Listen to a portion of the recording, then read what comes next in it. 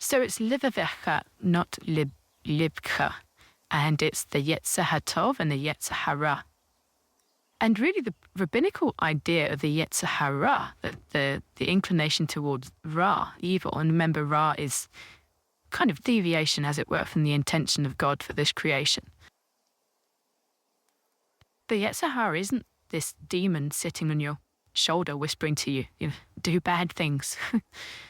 It's actually, they see it as your raw, unbridled life force, really. As we said before, it's that survival instinct. It's what concretizes as parts, as in your IFS analogy, working for you to preserve your life, to further your life. And it's often the driving force of ambition. Yeah, I mean, I in my last session, actually, we were talking about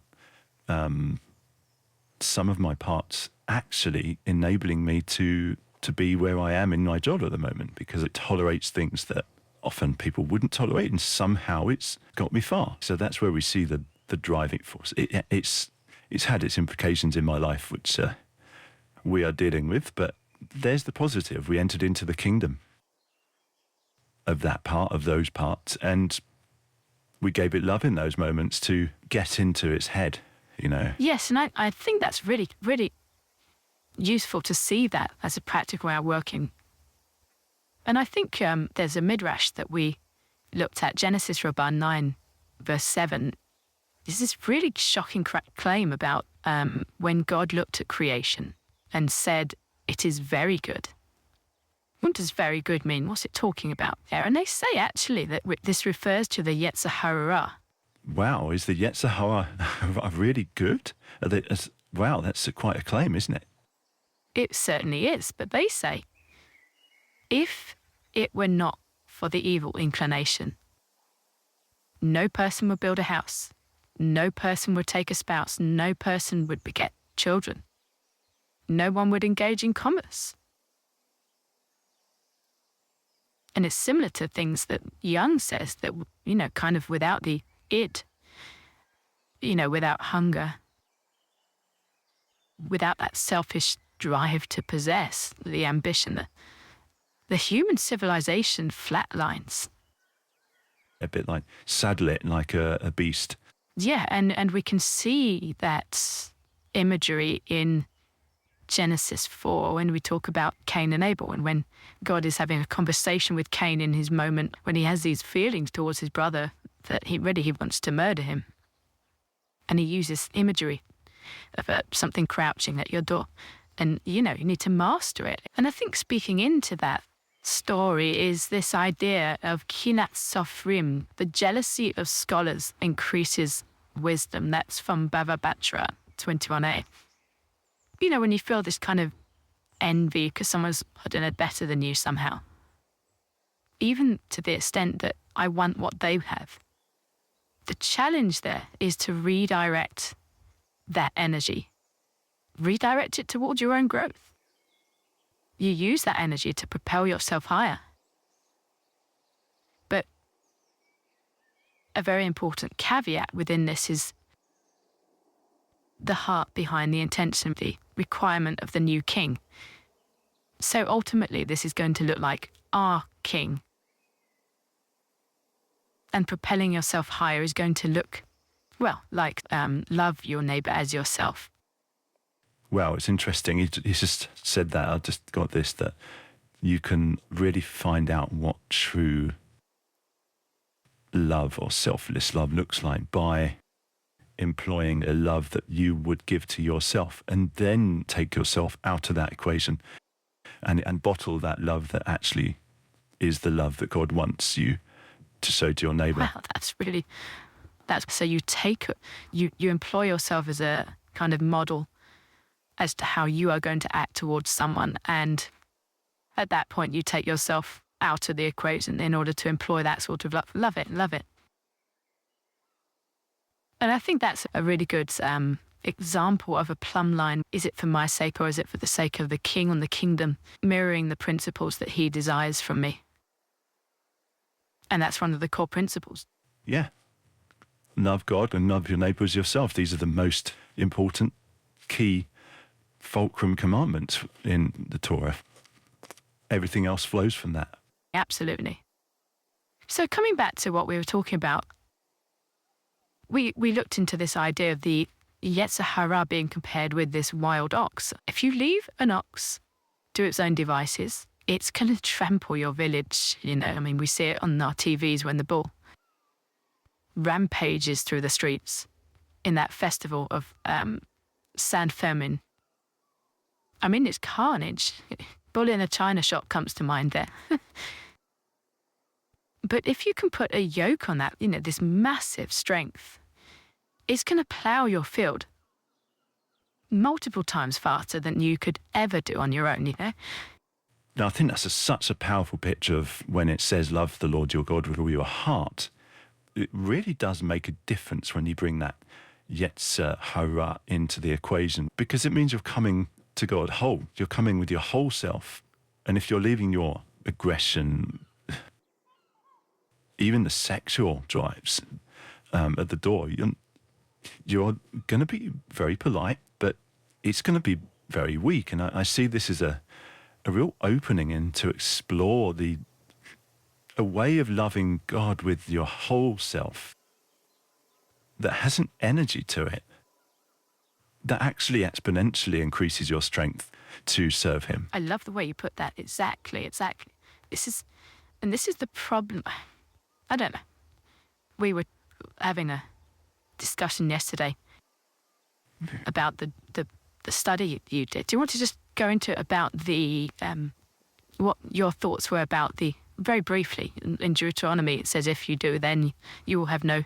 Oh yes, yeah, you'll have fruitfulness, no one will be barren, everything will be great, excellent, wonderful. But I follow God and I'm not experiencing all this, like the world isn't experiencing all this, like even believing people who are very, very good don't experience all this. And I don't know, it's just, it breaks down. I can hear the breakdown of that thought in my head as I'm talking, but I'm going to ignore it for now. Just go with me. Maybe we are not actually, because we are in a very polite society where we don't harness our drives, but we bury them, we lock them away. And in a sense, that means we are not loving God with our whole heart, our love. And actually, I'm just answering my own criticism in my head. The pushback was that the nicest people in the world that I know are going through tremendous suffering and losing babies and all sorts of stuff. But then I was reminded of the paradigm of seeing myself as myself, my ego blinkering, as it were. My true self is not me. It is, I am part of a whole. And I think this speaks into the remnant idea I'm sure we spoke about before, is that the remnant went into exile. And there's this idea of a lot of the time the majority is not living according to the ways of God. And it's almost like it doesn't matter if you're doing good, if the whole of you, in the plural sense, which is the true vision of who you truly are, isn't there yet. And the humility within that is that you have to go into exile with them, like actually into suffering. I could get very angry if I go down with everyone else. It's nothing to do with me. It's not my fault. That's another level of humanity, another level of humility that I think Yeshua actually offered us in suffering and dying for those who, it says, were still sinners, loving your enemies.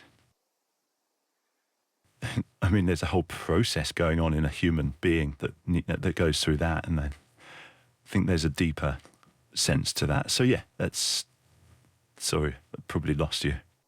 I was going with you on your pushback there, and I'm glad that you continued speaking, because this opens up a deeper level of what you're talking about there.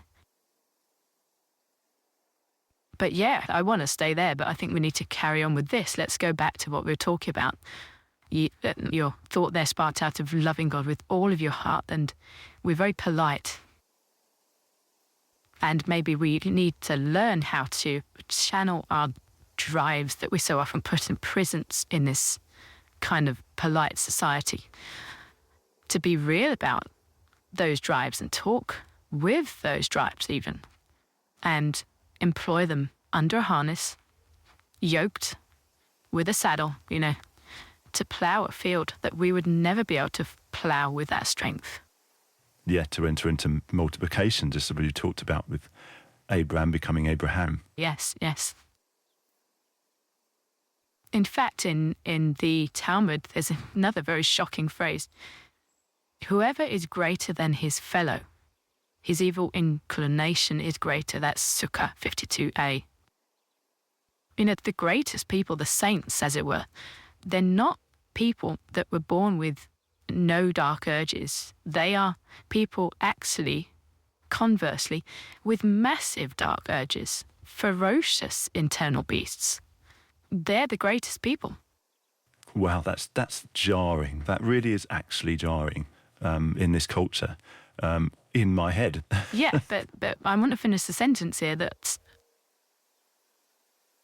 they have learned to put a saddle on those beasts, The Talmud looked into it a little bit. It's full of stories where, let's talk in terms of Jungian ideas again, the greatest sages have come face to face with their own id, their own primal drives, and they needed to figure out how to channel it. I'm just thinking of one story in particular of one of the most revered sages in Babylon.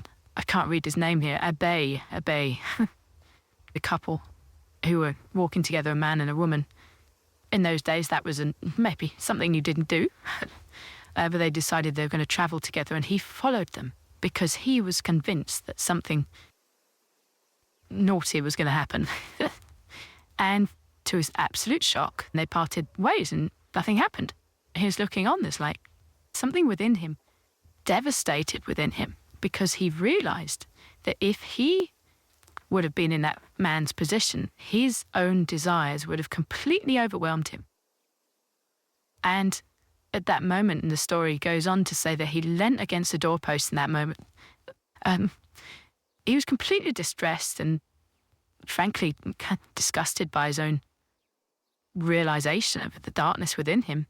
And then this old man appears, and the Talmud interprets it, or some people interpret it, as Elijah the prophet. Oh, there's a lot in Elijah, actually, about how Elijah is an empowerment towards Messiah. Anyway, don't want to stop you going. This guy they interpret to be Elijah, okay. Yeah, and Elijah taught him this insight. It's like this axiom. Sorry, you got what's an axiom? Oh, it's like an established principle, like accepted, kind of a foundational statement. Okay, thank you. So yeah, this foundational statement, the greater the person, the greater the inclination, that's kind of what we were saying before about the greater the beast, This guy learns that his intense drives were not a flaw. It just opens up a whole new world. Maybe there's something in the fact that it was Elijah. But for him, his mind was opened up to the idea that these intense drives were actually a measure of his spiritual capacity. So I suppose, yeah, in terms of that, the realization of his internal lust was just unrefined, raw energy of a capacity within him for this deep connection. I'm hearing the IFS coming out in what you said there. Something that you talked about, the idea of looking at it in the factor way. Yes. So it's lust, it's connection, it's skin on skin. What is that? That's the drive for connection on the deepest of levels. And it's actually where fruitfulness comes from. We're built to be skin on skin and in an intimate act in order to be fruitful and produce the next generation. This is just like the miracle that God has encoded within creation. It's the miracle that God has given us the blessing to do. Be fruitful and multiply. Be Abraham, but be Abraham. Yeah, very, very good. And often, it's just circling that to that conversation very briefly to become naked in those moments, to really skin on skin. It's vulnerability. You're like breaking a lot of difficult barriers, and This is why marriage is so important, is that you frame that moment within the safety boundary of a covenant, because there's a lot of energy there. It's the energy that God blesses for multiplication, and I'm just thinking in terms of the exponential energy of a nuclear bomb. I mean, that's what you call energy multiplied on a very visceral level, isn't it? Yes, it's very dangerous. And yet it's like an ox with a yoke on it, with a plough behind it. It can do so much good. It can produce so much fruitfulness in a good way.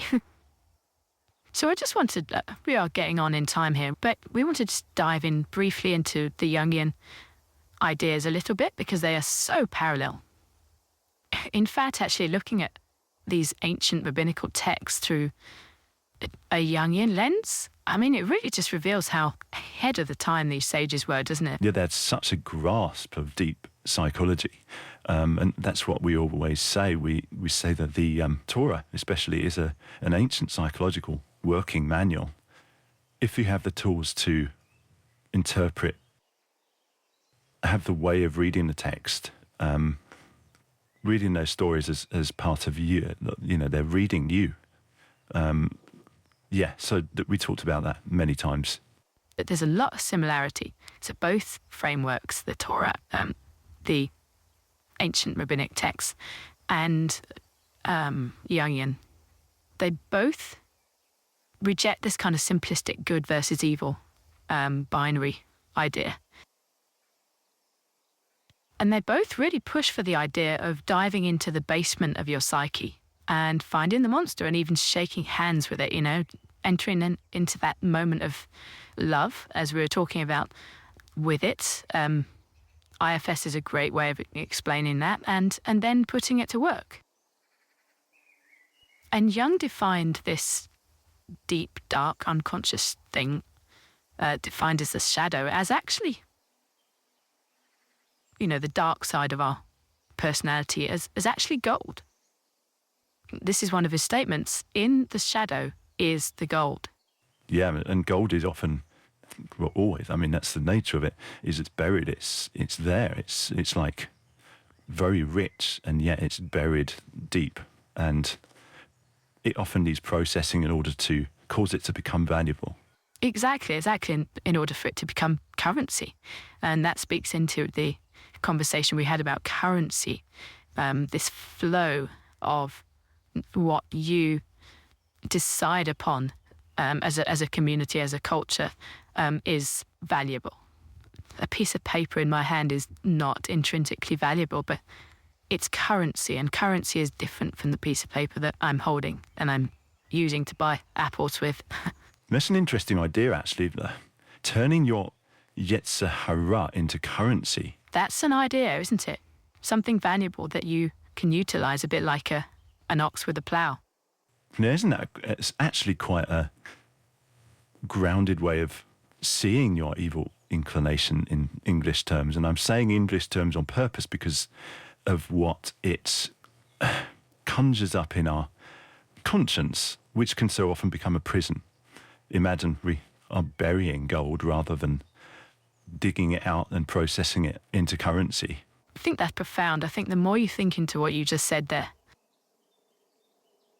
we've just uncovered something very, very important. And in doing that, maybe we can see how damaging it is when we don't allow moments to have conversations with these things that we lock away because we are employing the ego and the superego to imprison them because they are not acceptable. And I'm not saying then, again, this is me jumping to what the pushback of the standard model of our society would say. Of course, I'm not saying that you should see these things as things we should do or good or whatever. No, I think that's missing the point completely. As soon as you start bringing that into our interaction with these deepest, darkest parts of us, we've already built a prison around them, and they know. Yeah, there's a deep instinctual level knowing an intuition, as it were, to these parts that have been exiled, I suppose. That's the IFS term for the monster in the prison deep down. They're unacceptable. They're not allowed to come out. Even in your own thinking process, you have to employ. Well, in the past, before IFS, I've had to employ a policeman within the room when I'm talking to them. But it's like, my own inner policeman. But it's like, no, that doesn't work. That policeman is another part that is stopping the interaction happening on a useful level. It's stopping the saddling of this energy. That's a very key part of the integration within IFS, is that you turn it around and you weave it back into you as something that's going to help you. It's very powerful. It's caused you to survive up to this point. It's recognizing the power, but in order to do that, you have to have a really open conversation where you love, in terms of the kingdom that we were talking about earlier on, with no bounds within that conversation. There's no right and wrong here, and we're back at the tree, aren't we? Yeah, we could go off onto that one as well. Yeah, wow, just need to stop on that for a minute, because that is a fundamental problem we have. We are so quick to label good and bad, and I think that is we haven't got the time to go into that, but there's so much I want to say to lay the railway of what you've just said to make it become more useful. We don't have time. That's the reality of the situation, so we need to move on. Yeah. I mean, the reason we could go on because the railway really is the way we do these conversations. The seed comes out of the thought, and we pause and we wait for neurons to fire based on learnings or spiritual journeys we've had. And this is why I'm glad we're doing this when we're older, a bit more mature, because these things don't come out of young minds, to be honest. I'm glad that me 20 years ago is not having these conversations, because I'd like to delete all the conversations. Maybe we'll look back and want to delete these when we're ancient. Yeah. Okay, let's move on. Okay, well, there's not much to move on to, but I just want to highlight, I think it's appropriate to highlight the danger of repressing. Jung taught that whatever you repress is not going to disappear. It's actually going to go into the unconscious and mutate. And the danger is it's going to explode into neurotic behaviour, destructive behaviour. Or there's another idea of projection, where you actually hate in others the exact traits that you're denying in yourself. And that kind of leads on to another idea I hope we'll get to. But that's going to destroy community. That's going to destroy your link to community and then you in the end. And it kind of mirrors a Talmudic story in Yoma 69b, where it says the sages actually, this is very midrashic, but go with me. The sages are actually managed to capture the Yetzer Hara, imagine it as an embodiment of lust. And they imprisoned it, and they locked it up for 3 days. What was the result? All the chickens in the entire land did not lay a single egg. How powerful is that? They're trying to say something there with that image. Yeah, it kind of gives this picture of this collapse of vitality, doesn't it? That's kind of very power to live, to grow, the root of vitality comes from the Latin word vita, which means life, really. Yeah, life that separates living things from dead things. Yeah, isn't that interesting? If we imprison that lust, Yetzer Hara, the energy from the id level, the deepest level, it actually starts to look like death. That's an interesting idea. It certainly is, but not as it is just as the Yetzer Hara in the lust level. It's saddling it, and saddling, I'm going to use the word integration. Individuation. Yeah, that's what Jung called this. We talked about individuation a bit. It comes from more the Latin idea of the word. Again, that Latin's very powerful in our language, isn't it? It's the root invidious. I think I said that right, which it really means indivisible. something that can't be divided any further. I suppose it's what the quantum theorists have come down to with our reality today, that you think it could be divided endlessly into, you zoom into an atom, then zoom in, it's still an atom, but at some point everything is quantized, which means there are boundaries. It's like a pixel, I don't want to go off on that, but just reminded me of that. Well, in a way, thank you for that, because this reality, as we've expressed before, is a construct like the Matrix.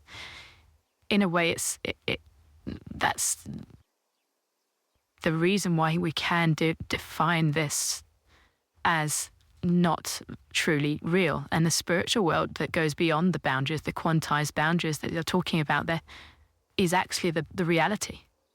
But God is painting a picture here, and the picture is in its intrinsic nature quantized, just as the mind of the painter is the unquantized version of the painting on the easel. And in a way, this really leads to the idea that Jung had, that to really individuate, it means to become, that's what it really means to become an individual. And it's a psychological whole that is no longer splits against itself. Wow, that's really cool. So it's like, just as the quantized, unreal, and yet very real to us, and yet what God wants as well, those boundaries are broken down, and we become the more real, which is the spiritual, which is actually a very healthy place to draw furthering creation energy into. Yeah, the mind of God manifests, as we said. I don't think we're in a safe place until we get to the point where we break down the boundaries and become a true individual. As the Psalms say, as we were talking before, in Psalm 23, God returns your nefesh in an interpretation. We've heard of that. Is your nefesh is your whole self. Your whole self is returned to you through the process of walking with the shepherd in life. And it just reminds me of the circumcision idea. Sometimes that's a painful process. And yeah, as cell boundaries are broken down and to be honest, die, they create a lovely stew, don't they? Going back to the cookery term, yes, the ingredients break down.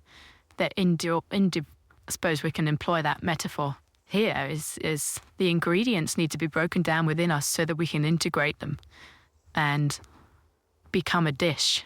Yeah, and for that to happen, we need to actually start by uncovering some of the masks, social masks, or even inside of ourselves, the policemen we allow in the room when we talk to these deeper parts. Yeah, you've got to bring this unconscious darkness into the light of consciousness. And within that, you have to employ acceptance of that. Acceptance that your capacity is for terrible things. But the energy behind that is your job to integrate. And that's where it becomes a personality that is conscious. That's what a conscious being truly is, really is. I mean, I'm walking around partly conscious. I know who I am. I know what's going on. But I'm partly unconscious because I haven't integrated parts of myself. And by definition I am unconscious. And unconscious is automatic and maybe a blockage, as we said, to the mind of God being made manifest truly through you.